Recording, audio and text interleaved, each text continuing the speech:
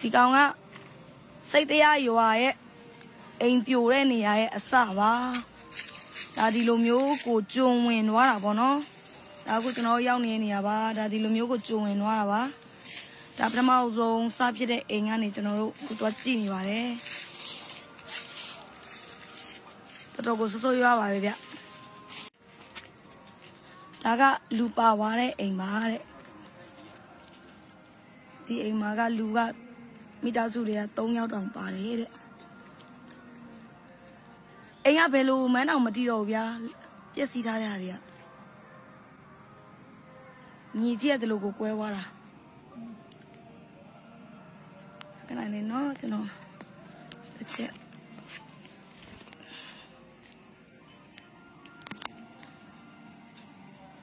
ဒါကလူပါသွားတဲ့အိမ်နဲ့ဒီမှာပါဒီလိုမျိုးပြက်စီးသွားတာပါရှင်